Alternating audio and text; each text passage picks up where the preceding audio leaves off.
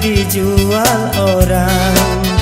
Harum semerbak kembang melati, Tanjung Balai si kota keren. Kapankah tuan datang kemari? Balai terletak di ujung tanjung, tertulis sudah di sejarahnya. Jikalau tuan datang berkunjung, pasti terpukau keindahannya. Panjang sungainya membelah kota, jauh hulunya ke Danau Toba. Berperahu ke muara, bertemu dengan Selat Malaka. Pantainya luas, putih pasirnya, ramailah orang mandi berenang. Jikalau sudah minum airnya, kemana pergi tetap terkenang.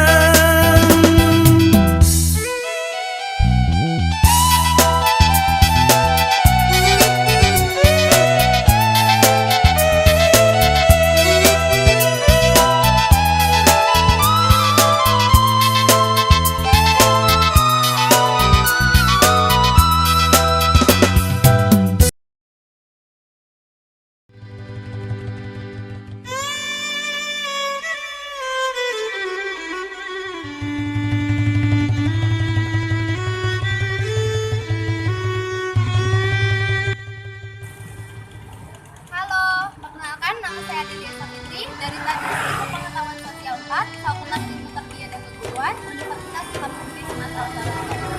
Saya akan menjelaskan tentang unsur kebudayaan yang ada di Kota Tanjung Balai.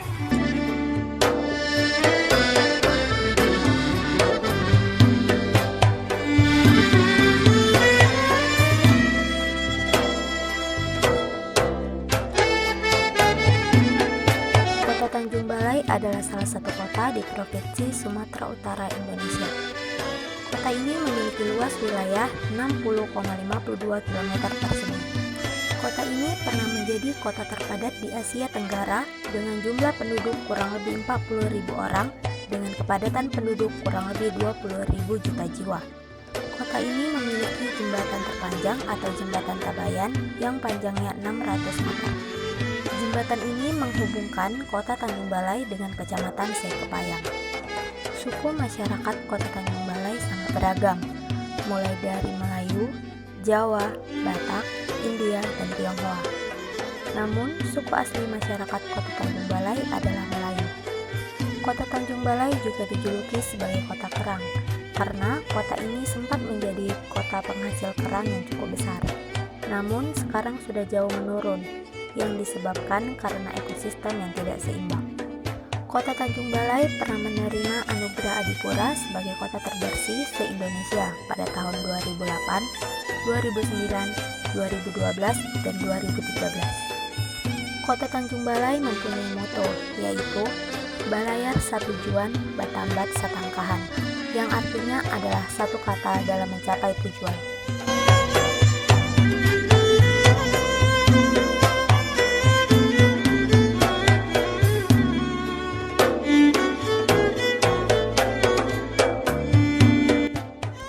Mayoritas masyarakat di Kota Tanjung Balai lebih dominan beragama Islam sebesar 84,66%, kemudian Buddha 6,30%, Hindu 0,3%, Kristen Protestan 8,19%, dan Katolik 0,81%.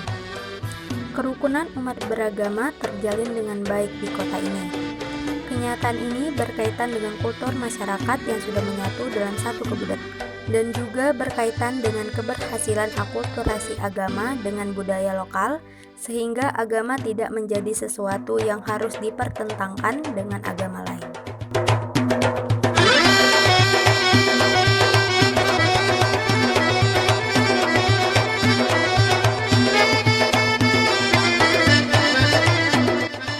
Dahulu, masyarakat Kota Tanjung Balai masih menggunakan alat yang sederhana seperti pengukur kelapa manual yang digunakan masyarakat di Kota Tanjung Balai untuk mengukur kelapa. dan juga setrika arang atau ayam, sebutan masyarakat Kota Tanjung Balai yang digunakan untuk mensetrika pakaian. Setrika ini terbuat dari besi. Memanaskan setrika ini juga harus menggunakan arang dan bara yang panas. Namun, sejalan dengan berkembangnya teknologi, masyarakat di Kota Tanjung Balai sudah jarang menggunakan alat tersebut dan lebih menggunakan alat yang modern.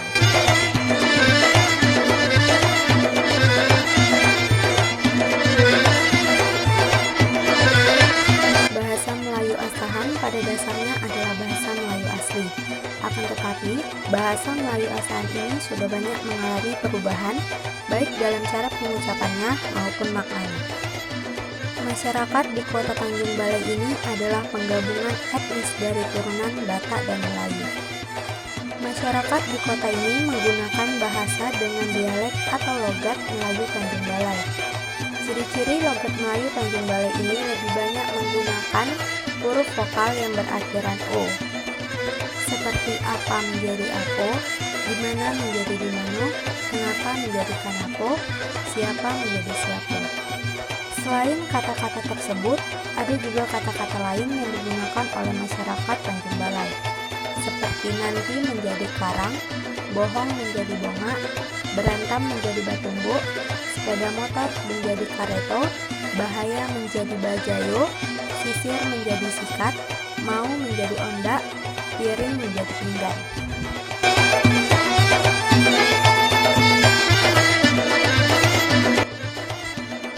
Sistem organisasi masyarakat kekerabatan dalam adat pernikahan masyarakat Kota Tanjung Balai sebagian besar menggunakan adat Melayu dalam pernikahannya. Berikut wawancara saya bersama seorang bapak yang kurang lebih mengetahui adat pernikahan di dalam suku Melayu.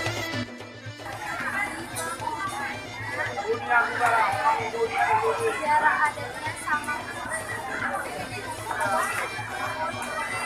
Sejak adat dalam hal penerimaan mempelai pengantin pria itu memang ada sama Melayu Asahan dan memang juga berkesinambungan sama Melayu Beli, Melayu Batubara sampai Melayu Susokan, Melayu Malaysia, Melayu. Jadi biasanya mempelai datang disambut dengan bermacam atraksi. Yang pertama sering dominan itu pencaksilat sama tarian persembahan. Ya, baru berbalas pantun sampai menjadi pencaksilat dan juga tarian persembahan itu maknanya kan untuk menghormati kedatangan daripada mempelai pria beserta rombongan beserta besar masuk ke kawasan lingkungan keluarga daripada mempelai wanita. Dan nanti sampai di setelah tarian persembahan baru kedua orang tua itu menggendong. Maknanya menggendong itu orang tua mempelai wanita, ayah dan bundanya, laki-laki atau perempuan, memakai kain panjang, menggendong, kembali gendong siapa? Sampai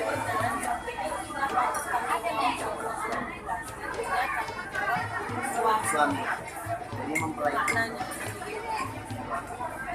Dan itu maknanya juga banyak. Setelah di pelaminan ada kopah atau pemberitahuan. Itu kopah atau pemberitahuan itu kan doa dan restu mempelai, tapi dipraktekkan dalam pemberitahuan.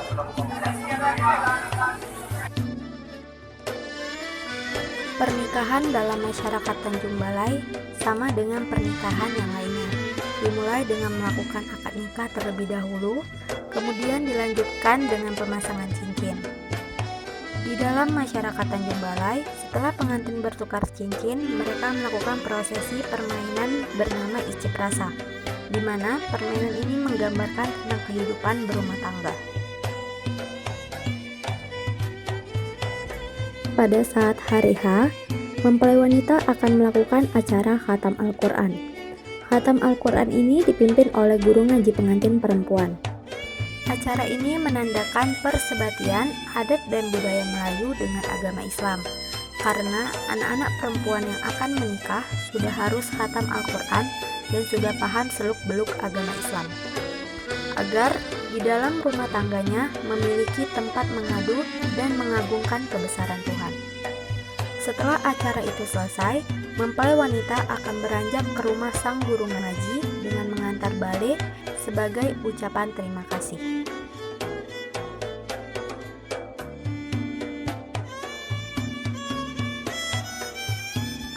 Pada siang harinya, pengantin pria beserta rombongan datang menuju ke kediaman mempelai wanita. Acara ini akan dipimpin oleh telangkai adat. Mereka akan berpantun sebagai ucapan selamat datang. Kemudian dilakukan acara tukar tepak sebagai makna bersatunya antara dua belah keluarga. Sebelum masuk, pengantin pria dihadang oleh dua orang pemuda yang membentang kain panjang di depan pintu masuk yang disebut dengan hempang pintu atau palang pintu. Disitulah telangkai adat akan berpantun untuk membuka palang pintu. Keluarga dari mempelai pria harus memberikan kunci emas yang diberikan kepada penjaga palang pintu. Setelah dipersilahkan masuk, kemudian mempelai pria akan dibawa oleh orang tua mempelai wanita dengan menggunakan kain untuk disandingkan dengan anaknya di pelaminan. Ini bermakna bahwa sang orang tua menyerahkan sepenuhnya tanggung jawab orang tuanya kepada suaminya. Sesudah di pelaminan, mempelai pria kembali dihadang dua orang wanita yang merentangkan kain panjang. Ini disebut dengan hempang tipas. Dan keluarga dari mempelai pria kembali memberikan kunci emas agar ia dapat bersanding dengan pujaan hatinya. Setelah kedua mempelai bersanding, kemudian dilakukan acara tepung tawar dengan makna doa dan restu kepada kedua mempelai. Adapun bahan dari tepung tawar seperti bunga setaman, beras kuning, daun sidingin, air, tepung beras, dan balai-balai. Makna dari bahan-bahan tepung tawar yaitu bunga setaman bermakna agar mempelai menjadi harum namanya. Beras kuning bermakna agar kedua mempelai dilimpahkan rezeki, bijaksana, dan mulia di masa depan. Daun sidingin bermakna agar kedua mempelai kehidupannya selalu aman dan tentram. Air bermakna untuk mendoakan kedua mempelai selalu dalam keadaan sehat. Tepung beras mendoakan agar kedua mempelai senantiasa suci hatinya, terhindar dari sifat iri, dengki, dan penyakit hati lainnya. Dan balai-balai bermakna agar kedua mempelai selalu berkecukupan makanan. Ada juga upacara bersuap-suap atau nasi hadap-hadapan. Ini bermakna agar kedua mempelai saling melayani sebagai tanda cinta kasih yang murni. Adat ini juga mengajarkan agar kedua mempelai selalu bekerja sama dalam membangun rumah tangga dan melatih kekompakan di antara mempelai. Bermula dengan kedua mempelai mengambil nasi secara bersamaan. Setelah itu, kedua mempelai saling berhadapan dan bersulang antara satu dengan yang lain. Ini mengajarkan bagaimana sang istri melayani suaminya. Setelah itu, saling memberi minum. Dilanjutkan dengan mencabut bunga. Ini bertujuan untuk menunjukkan kepribadian masing-masing. Dan bunga dicabut satu persatu, bermakna di dalam rumah tangga dituntut adanya kejujuran.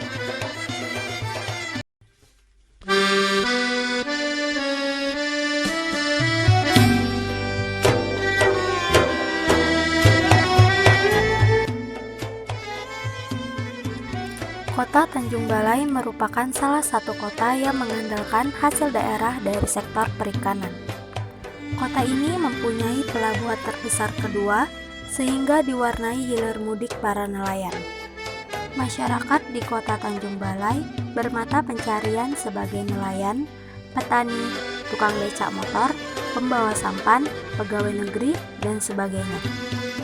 Berikut wawancara saya bersama Pak Adi, seorang nelayan yang baru saja pulang dari melaut.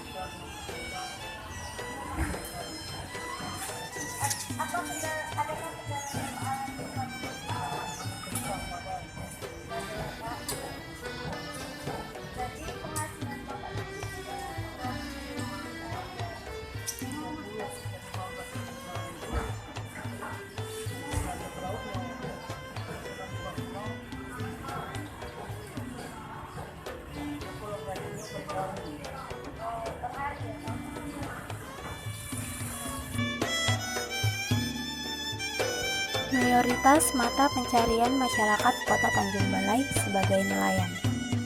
Biasanya, para nelayan melaut selama kurang lebih 10 hari untuk menangkap ikan. Dalam 1 bulan, para nelayan dapat melaut selama 2 kali, tergantung pasang surutnya laut. Ikan yang didapat para nelayan dijual kepada pemborong ikan, dan ada juga yang dibuat atau dijadikan ikan asin.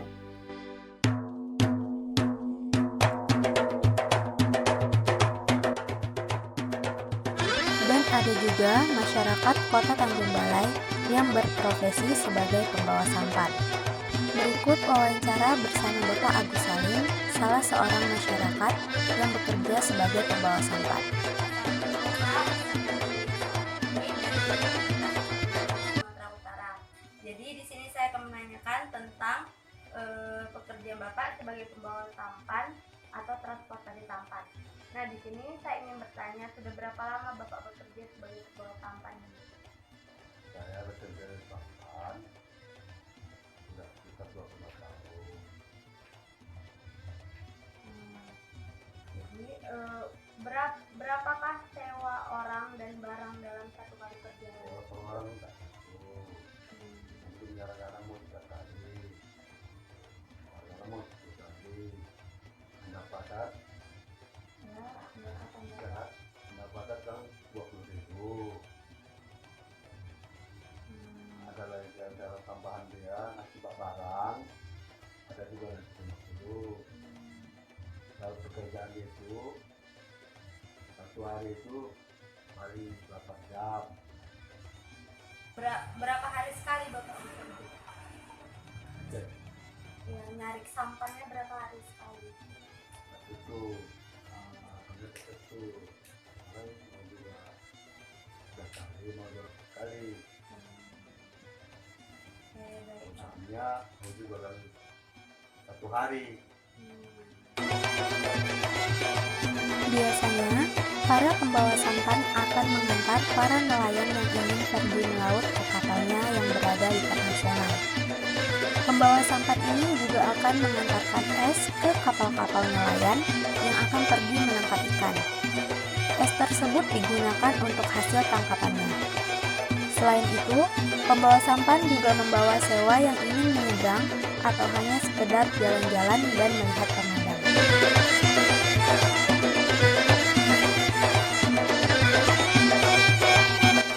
Sekian mengenai unsur-unsur kebudayaan Kota Tanjung Balai. Wassalamualaikum warahmatullahi wabarakatuh.